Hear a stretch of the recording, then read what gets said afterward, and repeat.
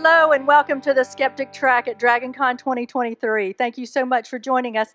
We have Kurt Anderson here, who you've met several times this weekend already, and he's going to lead a discussion on gaming and critical thought. Thanks for coming, Kurt. All right. Well, we appreciate you being here. Without you, we wouldn't be up here ourselves. I have led gaming discussions and panels for the last several years, and even did a couple just myself and my kids. And now they've surrounded me by like actual professionals. So I think the message was, look, we don't mind you coming in. Let's get somebody that's got some substance, right? So we are going to discuss gaming and critical thought. And before we do that, let's start right down here, and let's each panelist introduce yourself and what your role or your interaction with gaming, whether it be digital or board gaming or role playing or LARPing, or tell us a little bit about yourselves and your interaction with the gaming community. I'm Michael A. Stackpole, and I've been gaming since 74, 75. Been a professional in the industry since 78 when I sold my first design.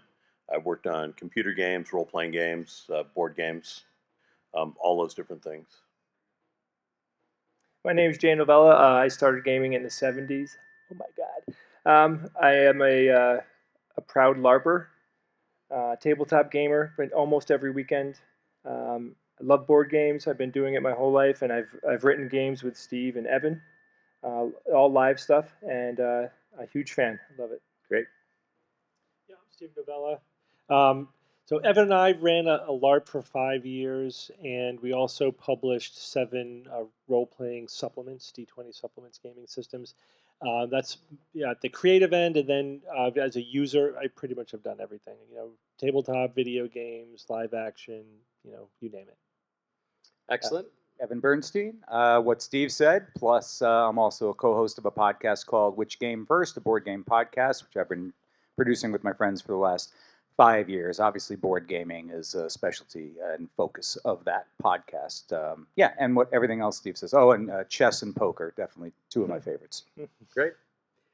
And I have not made a board game or a online game. I own about 300 board games, play role-playing games, and my as I tell people, my claim to fame at DragonCon in that realm is the first ever worldwide $5,000 cash prize tournament for Dungeons and Dragons was held at DragonCon in 1991 when it was just at the Westin, and I DM'd that tournament. So wow. That was a fun time. I'll always remember that special DragonCon. That was my first DragonCon, been every year since. So. Wow, 5,000 gold pieces. That's amazing. Right, right. So, we all think of gaming as just kind of a fun activity, but I'd like to know how you guys look at it as far as intersecting with skeptical thinking. For me, all of life's problems can be handled in the thought process and the way that we handle that. You can find the answer to those in gaming, right? There's so many different types of mechanics. When you guys are designing games, you pick a mechanic that challenges your players, right? And so let me hear your thoughts on how critical thinking and skepticism in a more narrow sense, I guess, can be taught or progressed through games. I have 2 children, and tabletop gaming, I think, has been an incredible way of essentially like introducing them to lots of things. First off, just having to make decisions, interacting with people, having them have to detect, what the person's intent is. When we first started playing with my kids, they're still very young. They're 10 and 8 right now. My daughter would say things like, I pick up the horse and I throw it, and I'm like, well, you can't do that, and I had to explain to her why and everything. So, I think that tabletop gaming could be a tool to teach kids a lot of different lessons. And with my kids, it's worked. I mean, and plus, the gaming itself, I think, is taking them on an adventure in their mind, which I think is another healthy thing for them to do. Sure. Yeah, I think a lot of gaming is simulating reality on some level, right? It's a a system that may focus on one thing. Like I think everyone's heard the story that chess was invented to teach, the tactics to officers, and yeah, that's true. And so but in addition to being a tactical level to gaming, there's whatever other layers are put there in the game. There could be resource management. There could be a social aspect to it. This is, I think, for me, like the biggest advantage of LARPing as a type of gaming. For those of you who don't know, that's live action role playing, when you actually dress up and go into woods with your foam swords and play and act out in real life what's happening. But if you do it, there's nothing wrong with you. It's right? No judgment here. No judgment. No, it's super fun. It's like one of the funnest things I've ever done in my life. It's the most immersive type of gaming. It's amazingly immersive, and that each type of game pulls on a different skill set. Right, it's different than board gaming. It's different than video games. It's different than tabletopping. So for that, like the social interaction is incredible. The actual role playing, like being able to convince somebody of a story that you're trying to tell. That's the game. That your success or failure hinges on a lot of different skill sets. And I've seen people like really come out of their shell and like really learn social skills during LARPing. And so it really, that's just like one example of how every aspect of life can be brought into gaming depending on the gaming system and how it's designed. And maybe we should take this back a little step. I may have kind of made an assumption about our audience. Mm-hmm. How many of you are familiar with like how expansive gaming is? Like some people, when they say gaming, okay, so we've got some, right? And again, there's no right or wrong answer. There's nobody. We're not game shaming anybody. If your game collection comprised of Risk and Stratego and Monopoly from Walmart, right? So many people. I meet people and I talk about board gaming. Oh, I love board gaming. I play Uno and I play Monopoly and I play Sorry, and yes, they do, right? That's it's not, my gaming is not any better than theirs. It's just more expansive and different, right? Well, you say that, but no, I've got 3 friends who have over $100,000 worth of board games, Easily. and so they look at me like a beginner, So right? They've got 10 games. Well, right? Yeah, no, they own just Kingdom Death Monster and had it all painted, correct? Right? So gaming can be as deep and complex as you want it to be, whether it be just the single game or the set of games, right? Or the types of games. And as you mentioned, one of the approaches I had with my children was we try to pick games strategically as they grew up. So we not only try to pick different mechanics, right? So let's do resource management so they'll understand that everything has value. Mm-hmm. We do one where you've got limited choices where, okay, you're going to have to make complicated decisions. We've got ones where you're playing cooperative, so you must work with your brother even though you're mad at him right now, right? And then we started picking things with geographical themes. So there was one 10 days in the USA where you have to put together a fictitious trip around the US. We made them include the state capital of each state that they went through. That's how they learned the capitals, right? So to me, it was easier to teach my kids the state capitals by playing board games with them than to say, sit down and learn this list of capitals.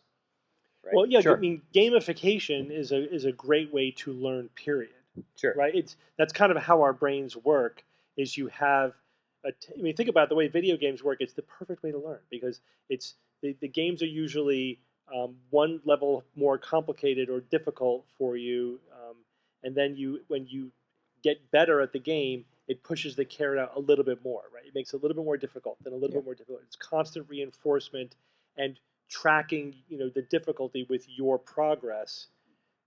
That's the evidence shows that's like the perfect way to learn. But I was going to say, I think we need to break it down. Going all the way back down to the start, because everything's being said here is absolutely true, but it's the higher level stuff. Mm-hmm. I mean, at the bottom line, gaming is problem solving. Mm-hmm. Yeah. Okay, and that is all it is at any game. Right. And so there are rules.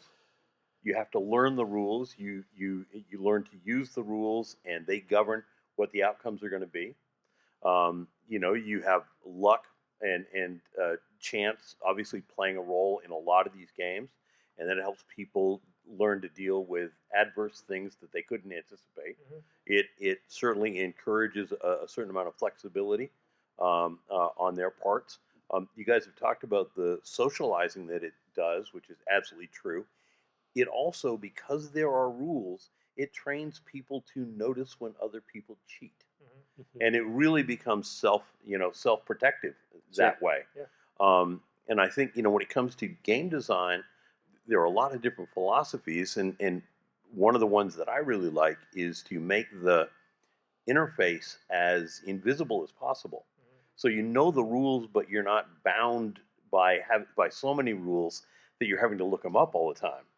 You can get it, you understand then how the society works, or the thing that you're going to be playing within, and you use that. And what you've basically done is defined a world that is this game, and then so it's not the macro world, it's this tiny thing where people can play test strategies, can learn and adapt and try out different behaviors, which then do apply later on in life.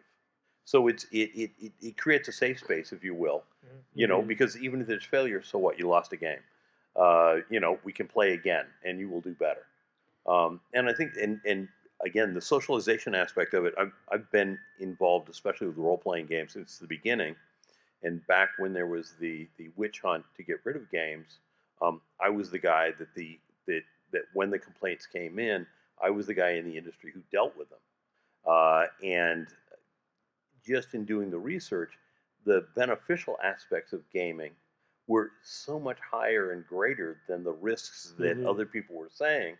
That games are, as you guys have all been saying, incredibly powerful tool. Sure. So, as a board game consumer myself, but I've not worked at developing a game.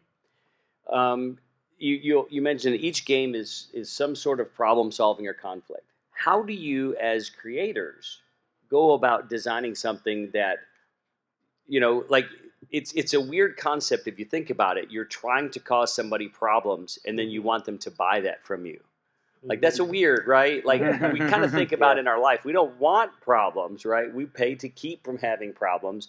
And then these guys are going to create a set of problems. And the more issues you have with that, they're like, I'll pay more for that. Do you have an expansion to that? So, because I want to bring 5 friends instead of 4 friends over to do that. What we're selling them is not problems. We're selling them a chance to solve problems. Right. So how do you go about creating that? Yeah, but you got to create the problems in the first place. Right. How do you create that? Because is there a fine line between creating a situation where you have a problem to solve, where it's like it's not hard enough or it's too hard? What makes a good problem to solve? Right. What makes a game good?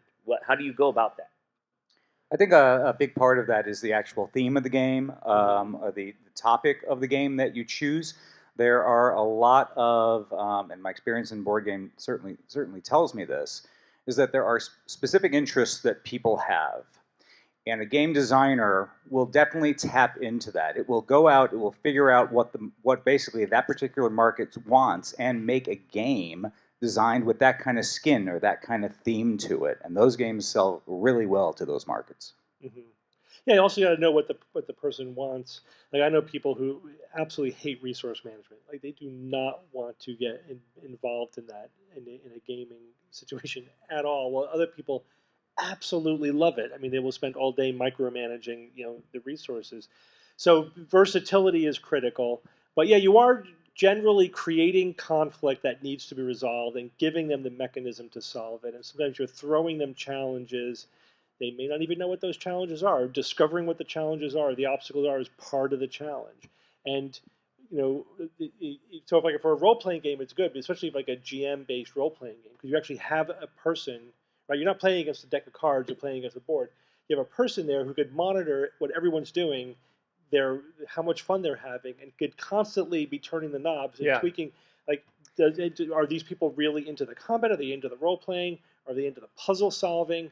Are they are they into the resource management? Do they whatever? And you can adjust it in real time, basically, to what the people want. So in terms of like, so I think the short answer is like, how do you make it work? It's what is fun. That has got to be the primary driving principle. It's like whatever people have fun at doing is going to be the first order, of business. Sure. Thoughts down here? Yeah, this is why chess, the chess gets held up as a near perfect game, because the rules are incredibly simple, but there's an infinite variety of games that can be played out based on it. If you look at a lot of the collectible card games, again, the core mechanics are very, very simple, but you get an infinite variety thrown out as you buy more material. And that obviously is a model that drives people to buy, more things. But this is what you want. You want a game that people feel comfortable playing, so the rules have got to be relatively simple, or simple to use. And then you offer elaborations that they can use to make it more and more complex. And while it's true, you have to figure out what the audience wants. One of the other things which is great about the gaming community is everybody has house rules. When you're playing any game, you don't like a rule, you throw it out or you modify it. And you're making the game your own. And that's whatever the culture is between you and your friends. These are solutions you're adding to tailor that game a little bit more to what you want. Sure. Yeah, it has to be scalable, definitely. Just about every board game, modern board game that's created nowadays has a base level to it, but there are expansions and there are ways to increase the difficulty of the level of the game. So it's very accessible to just about everyone who just wants to play that very basic game, and that's often when we review the games that we do review, we will take it at the base level because we know that will appeal to the most people. But hey, if you're more of a hardcore gamer, they include sets and rules and extra things that will let you take it to more difficult levels if that's what you want. Yeah, and adding to theme, components to me make a difference. Sure. So I don't know who panel or audience-wise is familiar. One of my favorite easy-to-teach games is called King of Tokyo.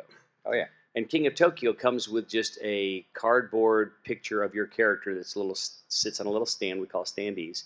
And you put that on the board when it's your turn, if you're going to be on the board, or in front of you if you're not. And the board's just a flat piece of cardboard. So I spent the summer taking toys off of eBay and cutting them apart and reassembling them and repainting them. And so that all of my characters for my King of Tokyo are three-dimensional actual characters. And then I built the board up, and I use epoxy resin to make the sea around the coast and have buildings, and it just seems like a better game. The mechanics are the exact same, but the visual component is, like we touched on earlier, more immersive, right? And I think you're describing increasing and improving the emotional experience that you have. Yes. Yeah, that's why I gravitate towards tabletop-based games, because there's a huge emotional component. I love board games, don't get me wrong, and I play them all the time. But even inside my favorite board games, there are emotional experiences that happen, and I gravitate to the ones that I think give me the most, right? So I still to this day love playing Monopoly. And I don't know why. Like I ask myself many times, why am I still going back to this game? And because it has this feeling that you only get when you play Monopoly. Sure. And I think that, I've watched many of my friends throughout the years. Like Evan and I are friends with people who create games, and we play test with them. And we've helped them in many ways and everything. And we constantly are talking about the emotional experience. Like, what are you feeling right now as you pick up that card or move it or flip it or whatever, Right. I think that factors in hugely in the overall experience that people have with games. Yeah, and then when you move from tabletop to role play, right? That experience, that emotion. I have seen people cry when their character dies. Oh, absolutely. Yeah. The Sure. emotional investment is huge. Right. When you have a character you played for 10 years and they die, there's real loss there, right? And then I, play paintball or you LARP. Now, like, you feel like you're really at war to some sense, right? You talk about immersive and talk about emotional. And then, you still have these, problems to solve because you have someone coming at you with a sword, and they're better with their sword than you are. What do you do, right? Like, what do you do? And it's an incredible experience. So again, gaming can be playing Uno with your friends to getting in the woods chasing each other with swords. Like it's amazing how it fits all levels, and there's a place for everybody, right? And each step and each level is a different type of thinking process, and when you spread out all the different types of ways you can interact your brain to problem solve and to think properly, board gaming, role-playing gaming, tabletop gaming, live action, it's such a great combination. It really is. Live action has a lot of advantages to it because it can be used. I mean, we're talking about kind of a sword and sorcery version of what's called a LARP.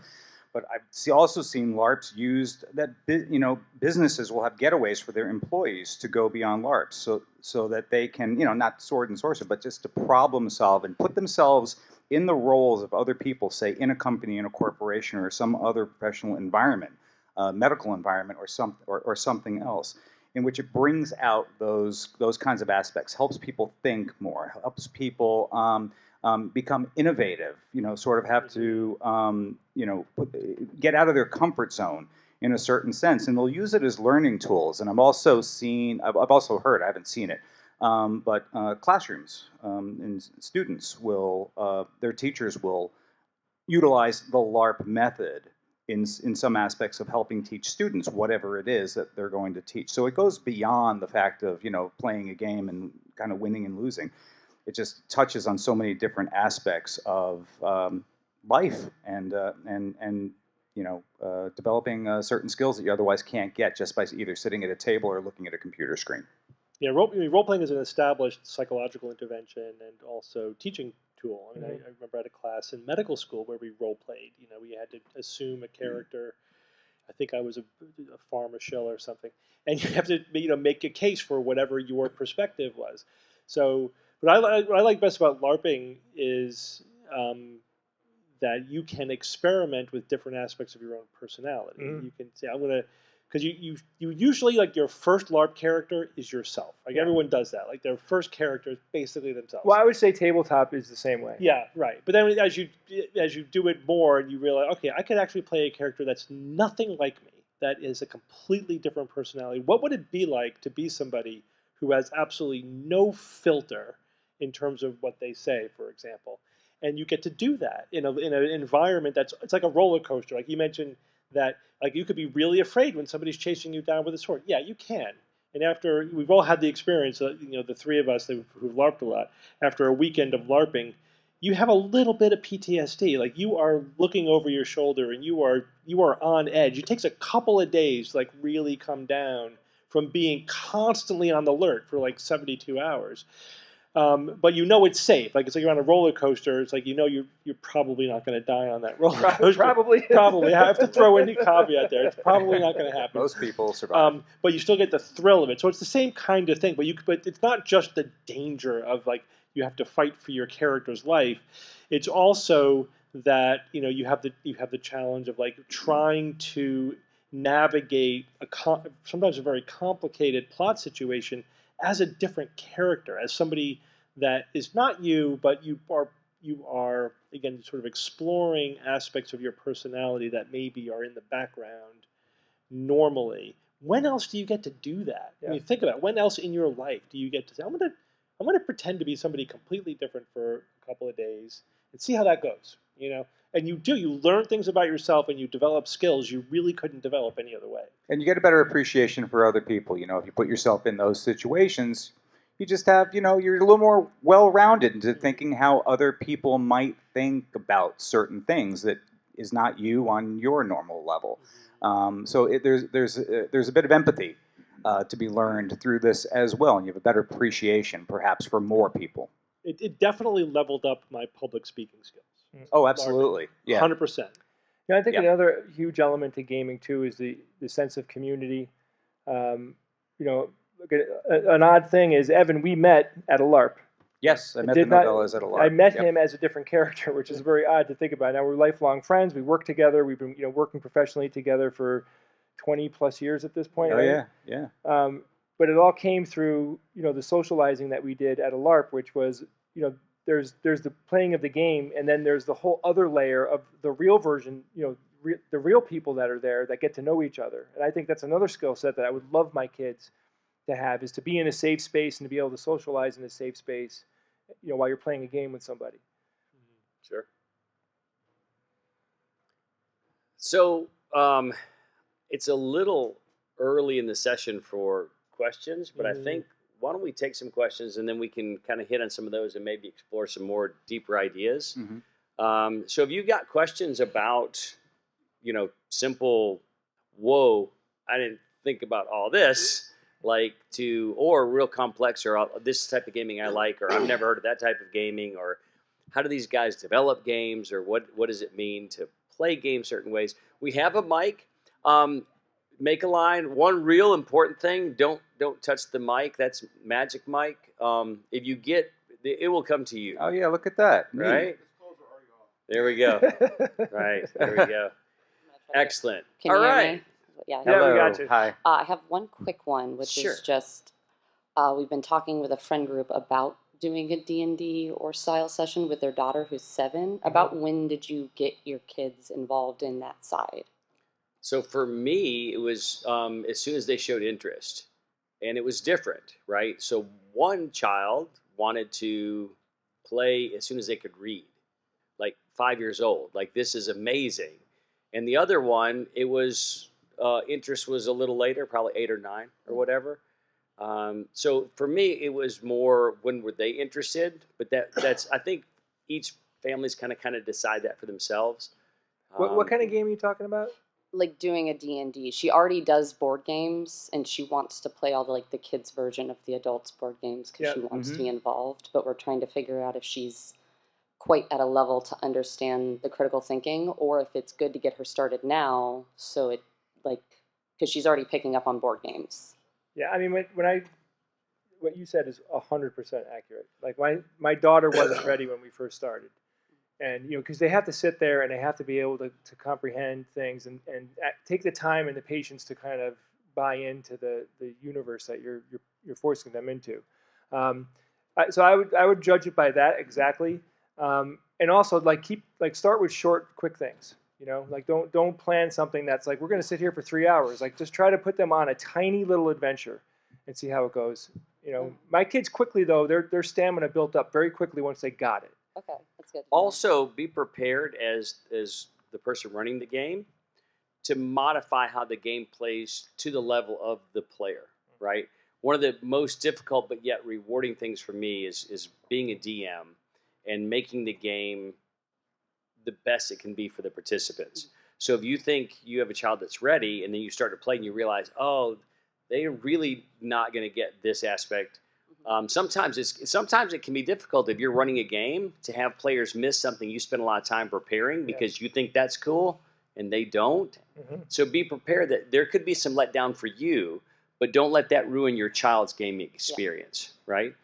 But yeah, to keep it short, make it, if you're like, hey, they have to go to this door to get the prize they've been trying to find in this room, and they're not going to the door, have someone come in that blocks the other door, right? Yeah. No, you can't go through here. We're sweeping up in there. You don't know what's in there. You can't go. The nice thing about role-playing games is, unlike video games or board games, there's no rules. It's infinitely flexible. Right? Sure. Yeah. Right? There is no, And if you're the GM, you're a god. Yeah. Basically, you are running That's the fair. universe. I usually am a player more, so. Yeah. Right.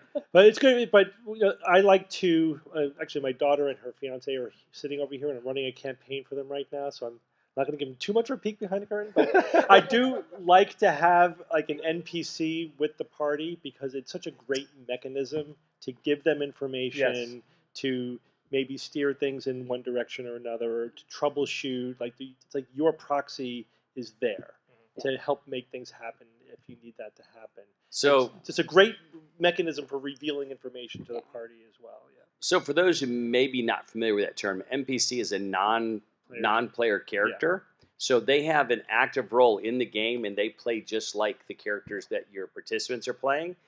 But nobody's responsible to decide what that character does except the person running the game, the GM master. or the DM. Yep. I'll ask my other question at the next question. Excellent. Thanks. Great. Thank you. Great start. Good question. Got to wait for the microphone. Absolutely. I'm pretty far up here. All right, so you're all gamers, but you also have special interests outside of gaming, like deception and skepticism. Do you have any cool stories about when you worked your other interests into games, like when you're designing a LARP or a D&D game, and you purposely make a bad guy lie to people and give them disinformation and manipulate their emotions and whatnot, something like that? So when we were running a LARP, I had a recurring character that was a con artist. And his job was to con the players into whatever scam of the month was going on. I remember we sold one player a fake wand, and the activation phrase for the wand was caveat emptor. He didn't get it. So, and another one, it was Occam's razor. I think I worked in somehow. So we had, especially Evan and I, we're both like we're doing the SGU and we're running a LARP at the same time. Yeah. And we had a lot of fun sort of weaving in these sort of critical thinking themes. Steve, don't forget, you and I played mobsters. We played mobsters. That was a lot of fun. And we had a long plot in the game to basically subvert and corrupt as many people in the game as we possibly could. Like, we were everybody's best friend up front, and then it got dark and ugly as it went along. And like, it was very. But the deeper question is, like, when you're constructing a game, either the mechanistically or the plot of a game, or you're deciding what your character's doing, you do have to think about the backstory and also what is reality, right? And of course that informs your gaming. So, like, I was explaining my current game to Jay, and I told him, like, the key of the game is that magic is not magic, which means that even though it may appear to be magic in the game, it has internal rules. Mm-hmm. And knowing those internal rules really helps you write the game and run the game. If it's just like, oh, it's magic, so anything could happen, it's willy-nilly, there is no rules, it's hard to keep that internally consistent, have it make sense. Whereas usually, the one sort of, I think, golden rule of gaming is, just like with any storytelling, the author has to have one level deeper knowledge than is being revealed to the public, right, to your players. Give an example of that. So, like, there is always a layer deeper of backstory, and we talk about this also on our science fiction review show when we were evaluating shows. It's like, you could tell when the writers don't have any information about their world beyond exactly what you're seeing on the screen, right? There's not even the slightest level deeper to what's going on, like the last 3 Star Wars movies, which were an abomination. Like, you can't ask any question about what's actually, like, where did these guys come from and whatever. You can't ask any question because there's nothing. There's nothing behind the superficial level of what's happening. But when you're creating a game world, you have to go at least one, I like to go 2 levels deeper, backstory that the players may never learn about. Yeah. It's okay. It's there. And it's telling you, when you have that information, that backstory in your head, whether it's like, this is how the world works, this is how the physics works, and this is the metaphysics of my world, it may never come to light, but it informs everything that you do, even in very subtle ways.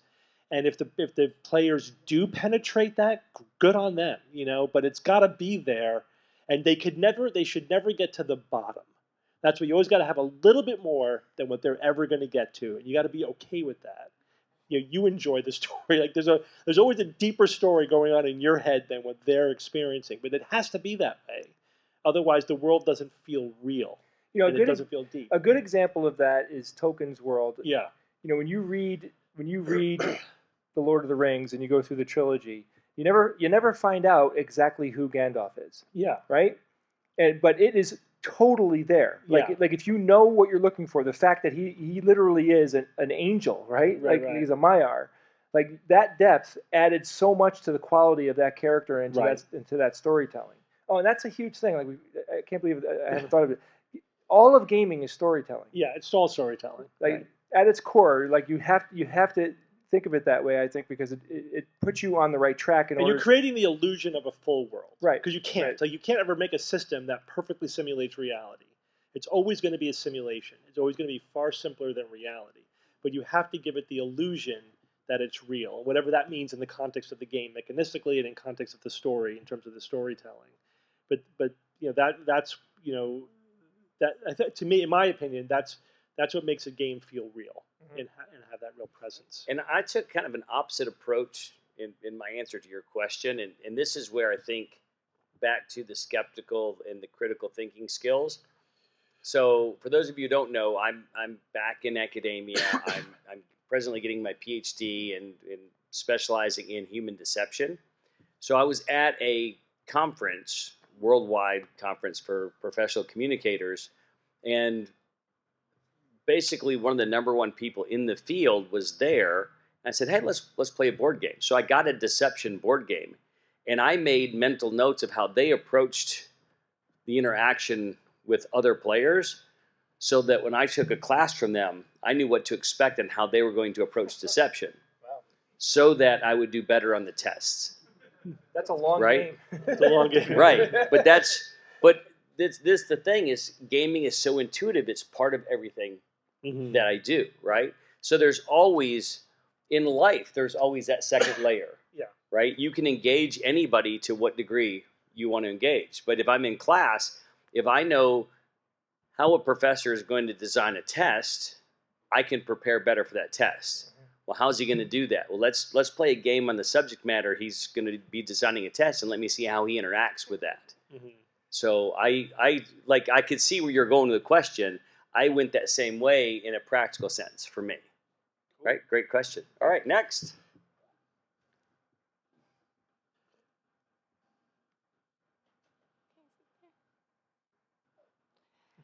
Hey, so first of all, happy DragonCon and welcome. Thank you. And I was just curious if there was like a genre of game that you normally would not play, or something that you looked at other people playing and said, that's way too complicated, that's dumb, that's not something I want to play, but then you played a certain game of this genre you wouldn't normally play, you liked it, and now you at least can say you enjoyed the genre. My example is JRPGs. Japanese role-playing games. I did not grow up with these at all outside of Pokemon like every other 90s kid. And it took a long time, but then I started playing Persona, I started playing Tales of games by Namco, and now I discovered I kind of like JRPGs. So do you guys have an example from your own life of a genre you didn't like, but now you've kind of warmed up to?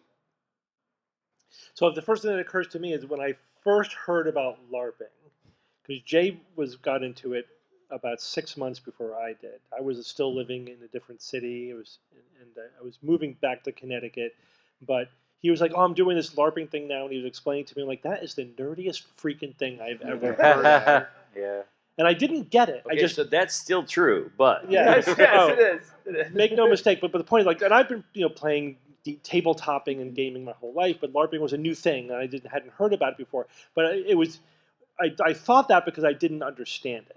Right, and everyone that I introduced to LARPing had the exact same experience. They didn't understand. They're like, "What are you doing? Are you standing around as your characters, or are you rolling dice? Like, what is happening?" They didn't get it.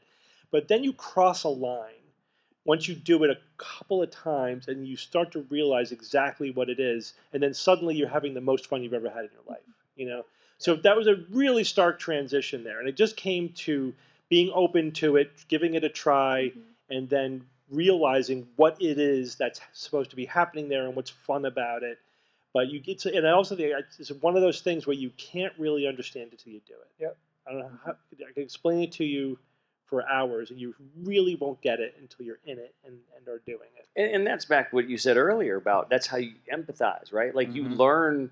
There's so many different things in life beyond gaming that, I'll never do that. And then you do it and you're like, oh my gosh, I cost myself an experience, right? I cost myself relationship. So yeah, great point. I mean, my answer to your question is not so much a game, but it's an activity that I picked up later in life. It was martial arts, in which I never had for most of my life, I never had an interest in it, and even when I thought about it, it's like, oh my gosh, that's not something I could really do, just because I felt I didn't have the physical skills or whatever. It was too intimidated. I didn't want to get hit. The fear factor. It was so many negative sort of things that go into it that kept me from doing it. long story short, my daughter, who's here, decided when she was 5 years old to take a martial arts class, and I'm like, oh. So it was almost like, oh my gosh, if she's going to do this, maybe I should also give it a try. And I wound up loving it, and I wound up getting pretty, pretty in depth with it for the better almost a decade that I was practicing it. So yeah, not necessarily a game, but that was kind of what I thought of. I didn't like games like Magic the Gathering, that type of stuff. I couldn't find where the enjoyment is. I tried it a few times, and then a friend of mine introduced me to a game called Incarnate. And oh my God, I like what Steve said. I finally got it. Like I had to crawl inside the game deep enough, and then I'm like, oh. And then I started playing Magic the Gathering, and I'm like, oh, I get it now. Yeah. I think we had the same experience with the vampire games, like the live action vampire games too. Yeah. It's like people are just standing around being vampires. But yeah, it's a lot of it just who you're playing with as well. But eventually, we're pretty open-minded. Obviously, we've done so much gaming by now. I'll try anything, and you realize anything can be fun. The genre almost doesn't matter, right? It's really just how good is the storytelling. I mean, sometimes games get in their own way, like the mechanics are so bad. That's where house rules come in. You said house rules. Yeah. You could fix games on the fly usually. Yeah. There's some of them need fixing. Yes, some rules that are just broken. I find that intrigue is a massive hook for me. If a game has intrigue. Yeah. If there's like a social hurdle that I have to, like you have to convince someone to do things like that, or have subterfuge, right? Like when you're trying to convince people to do things and kind of shape what's going on in the game, to me that is like, oh, I'm all over that. Well, a lot of it too is letting go of your inhibitions. So for LARPing, that's the big thing. I think that's that transition. Because at some point I was totally into it, and then I realized I have got to get my wife into this game, or she's not going to let me play as often as I want to play. So I was on a mission to get her. It took I think 2 or 3 gaming sessions, like weekends, and it was that thing where like at one point just like fuck it, I'm just gonna just do it, just go. Let's go out and kill something. All right, let's go out and kill the thing. Whatever, I'm gonna do it. She bought into it and she had a blast. Yeah. Had an absolute blast. It was just had to get over that hump of just letting go of your inhibitions and buying into the game itself. And sometimes that's hard if you're not aware that there's something holding you back. That's why it's good to have somebody to help guide you past that initial hump where you're like, okay, this is why the game is fun. And I like your question because it's a cultural difference as well, right? How often do we think about the gaming culture of Japan or another country that we really have very little knowledge about? So I think that's a good point too. We shouldn't let those kinds of thoughts or barriers in our head stop us from trying those new things. Yes. I think look, one thing is that there are lots of different types of games. We'll never know what we like unless we try a little bit of everything. Being in the industry and knowing a lot of game designers and having them as friends, one of the things I enjoy at a convention like this. A bunch of people will get together and you end up play testing a game that's not quite done through development, and you get to see what they have, you get to see how it works, you learn a little bit about what they were thinking and what they were hoping for, and I tend to do non-intuitive things just to see how the system will deal with it, and so I certainly enjoy that, seeing how it works. I also enjoy watching the game designer go, why are you doing that? Yeah. And it's because if I can break your game, I will. Yeah. But through that experience, I end up playing all sorts of games that I never probably would have ever seen. And you get that social aspect because they want you to play and they want to learn about their game. They want to learn about your experience. So it ends up being really, really cool. So, I guess, just try a little bit of everything. It's kind of, gaming is like a giant buffet. Just fill your plate up and go. And in the end, I feel like a so-called normie game or a gateway game can be a good game. Oh, yeah. Even if you're like, absolutely. Oh, it's not as complicated as this game, or it's not as high concept as this game. I think there's no need to shame people or say, hey, I like to play Pokemon. Oh, well, that's not a real RPG. Like, no, just... Yeah. In the industry, we would kill for portal games like that. You know, we all like our games, but you know, and I've been involved in development projects, and it's like, okay, where's the on-ramp point with this? You know, how does this become a portal game that brings people into our industry and brings people into this product line? And so, yeah, you know, games that are really, really popular with just anybody that feed the mundanes, super, because that will bring them into our subculture, and they'll get to enjoy all the other games. Sure. Yeah, but I think it's one thing that DragonCon teaches us is nobody here is in any position to shame anyone else about what gets them excited or what they're a fan of, because we are all flying our freak flags of various colors and hues. I mean, if there's one thing that ties us all together, it's like, no judgment, man. Whatever you're into, you do you. We're all having fun. It's all good. Absolutely. Thank you. Thank you so much. Yeah. Hi. I want to ask about beating your kids at games. I got excited for a second. Okay, go ahead. A big thoroughfare in skepticism and critical thinking is intellectual humility and being able to accept that you have a wrong worldview, and it feels like losing when you have to repair that worldview. Yeah. And can games, you know, what do you guys think about losing as a lesson and how to incorporate that with kids growing up? Huge. Yeah. Both of my kids, I had to teach them how to lose. I'm still teaching them how to lose. Like, who am I kidding? They can't stand it. They absolutely can't stand it. I have an example of I was role-playing. I was playing D&D with my son and daughter. And my daughter, there was this old woman, and she had, like, they were trying to buy stuff from her, and she had a gem, and my daughter took it out of her hand. And I laid down massive consequences on that decision with her. I made it very uncomfortable. And she actually, I went too far, and she got upset. And I had to kind of reset the whole time. Okay, it's okay. You know, I had to make sure she didn't. She was taking it too literally. You know, I'm like, wait, this is all just a game. You did something. There's a consequence tied to that. We have to talk about that. We have to figure out, like, why did that person react that way? You know. But oh my God, what a lesson! Like, I actually, you know, firsthand in real time got to teach my daughter about stealing. You know, which I was like, as a parent, I'm like, damn, I really got to be in the nuts and bolts of this moment. You know, because I'm running. I'm the person she stole from, you know, because I'm the GM, you know, and the opportunities there are incredible. It's incredible what I think role playing can do for kids, and as the parent running the game and being able to kind of shape it, I think the power there is amazing. What you can put into their heads. Yeah, it's good. Gaming is, I think, as we've said, is a good way to present ultimately low stakes situations where you could model lots of things, and that's one of the really, really important life lessons: is how to lose gracefully. Yeah. And which means we have to lose sometimes and be okay with it. So yeah, that opportunities come up for that a lot. Like, one of the first things I taught my daughters was sometimes I'm wrong. And they really got into that for some reason. The idea that it's like, okay, yeah, like, or I don't know the answer to that. Let's find out together. Or, yeah, you're right. I was wrong about that. You know, It's still painful, but it is an important thing to model. And gaming is a massive opportunity to do that. Well, and the other side of that is just teaching resiliency. Resilience. You know, you lose. There's always another opportunity. You know, keep coming back. You can try again. This is why one of the reasons for me, a really good game design is one that allows a certain amount of come from behind possibilities.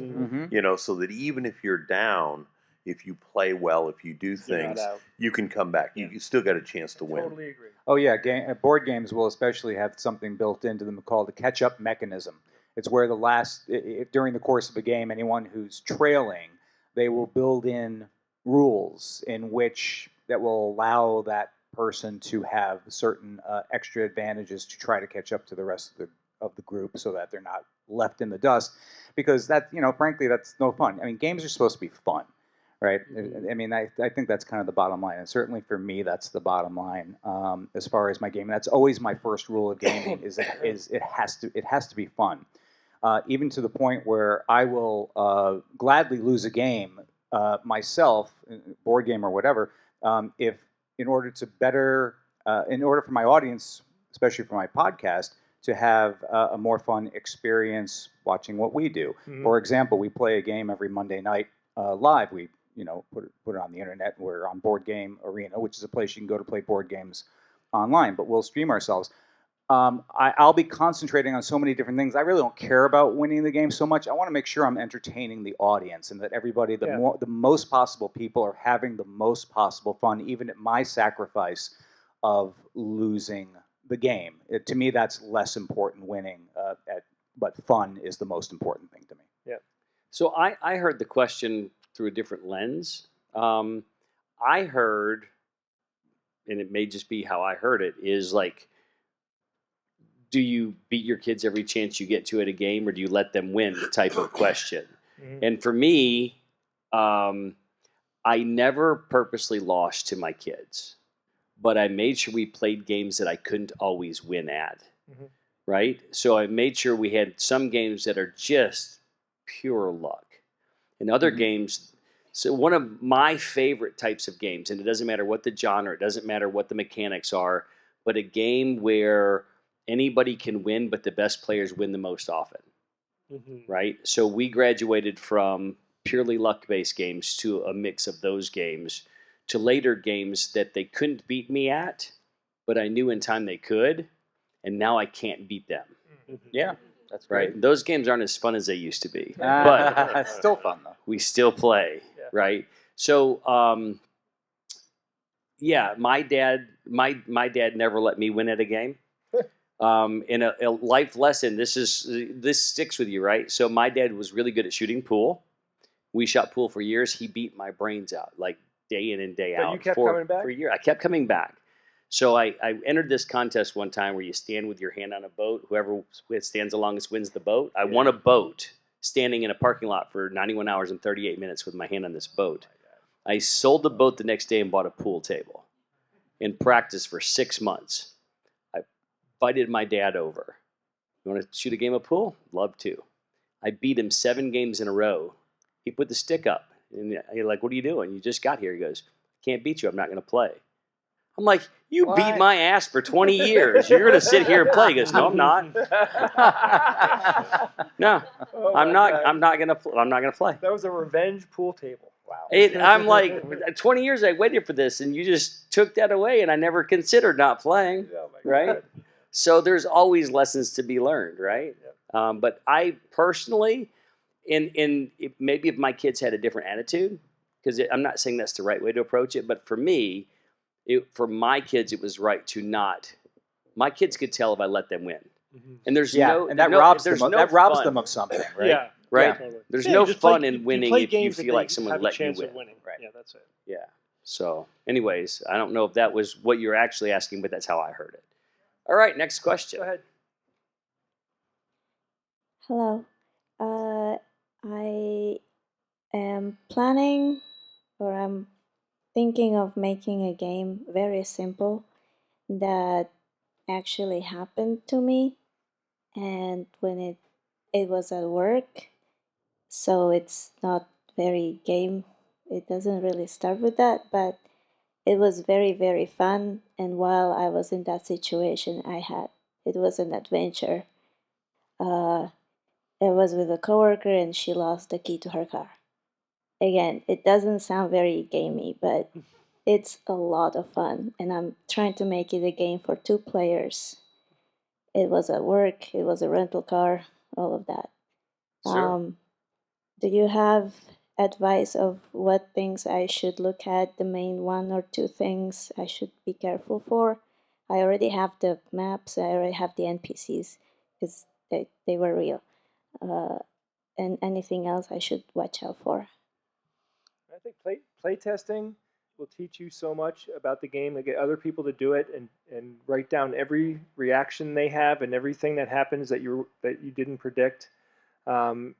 Interview them and collect as much information as you can. That's huge. But you can't play test until you get to a certain point, and we don't know exactly where your game is at. But I think once you get there, like, lean into that heavily, because that'll help a lot. And also, when you're interrogating your playtesters, when you're asking, don't ask questions in terms of what did you think about this, Or you can ask those questions, but also ask a bunch of questions about how did you feel about this? Because feel will get to how much fun they were having or the pieces that were really, really aggravating. Versus if you ask them, what did you think about this? They're going to start thinking about numbers, die rolls, and all those things. You need both sides of that data. But obviously, if there were parts of the game that they found really, really frustrating, those are the ones you want to try and mitigate. Yeah, you just got to think about the gameplay. Like, what are people going to actually be doing when they're playing the game? There's so many layers to it. It's like it has to be challenging but not frustrating. That's a fine line, and that's something I don't know the formula for that. That's just you have to just test it and see. But you have to pay very close attention to how people are doing. Do they get stuck at some point? Does the game have mechanisms built in that would get people unstuck if that happens? Is it how fast or slow is it? How long do you expect a game to last? It's so there's a lot of moving parts without knowing a lot of the mechanical details. It's hard to give specific feedback. But those are the things to think about. But yeah, I think there's no substitute for game playing. It's got to be fun when you play it. Otherwise, nothing else matters. Yeah, and I think some of that question was already answered, right? You've got a fun story. What a great place to start. Not all stories sound fun till you get immersed in them, like some of these games, right? So try to find a way. If you don't apologize for your story up front. Like I get it's easy to go, well, this may not sound fun, but it is. Don't tell us it doesn't sound fun, right? Let us find out if we think it's fun by telling us it's fun, and let us try. Okay. So I would don't apologize for making what you enjoy. I think a real key to any art, and I think board game creating is an art, is do something that you love. If this was a fun story for you, make it a fun game, and don't tell us, well, it doesn't sound fun, right? Let us play. Sometimes you go, well, that's a theme I never heard of. I never thought about. I've lost my keys. That's kind of interesting. That's a game. I love themes that are something I've never experienced or never thought would be a game. So I would say, as you approach this, build something you enjoy, keep that fun story, and let others decide. Because not all games are for everybody, but you may find people really love your game. Let them love your game. I think any theme could work. This is something else. You play enough games, you realize it doesn't matter. Right. Like there's you even think in terms of that's the skin of the game, right? That's the superficial aspects of it, and that could be anything. You could put the cherry on top of the sundae. Who cares? It doesn't matter what it is.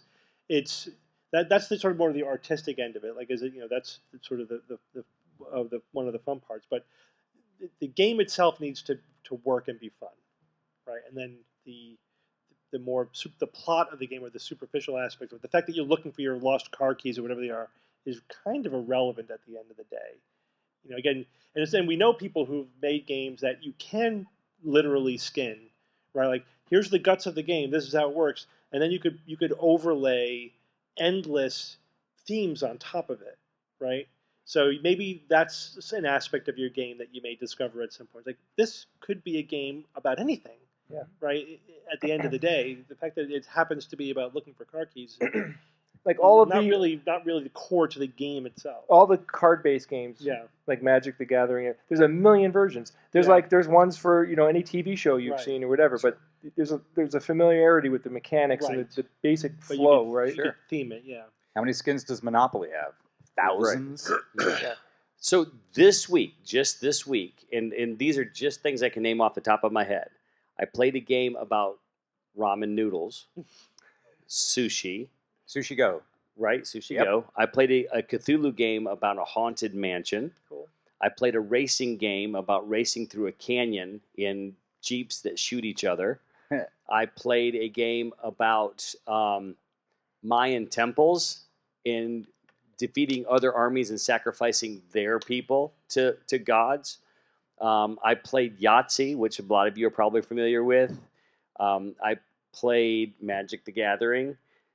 This is just like in the last couple of days. So, like, how far apart are sacrificing somebody else's, family members to a god from eating ramen noodles? Okay, so clearly there's just like a world to explore, and all of these had different mechanics and different problems to solve, and I think that's what That's the appeal to me.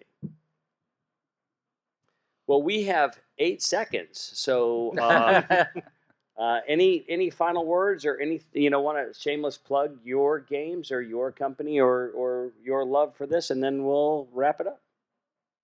Let's start right down here. I just love games. So, just play. Keep the industry going. Buy games. And I know, we used to say in the industry, a good game is a game that gets bought. A great game is a game that gets played once. And a classic game is a game that gets played more than once. So, go out there and make some games into classics.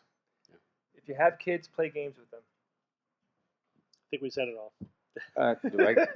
Shakespeare once said, all the world's a stage, and we are merely players. I say all the world's a game, and we are merely players. Yeah.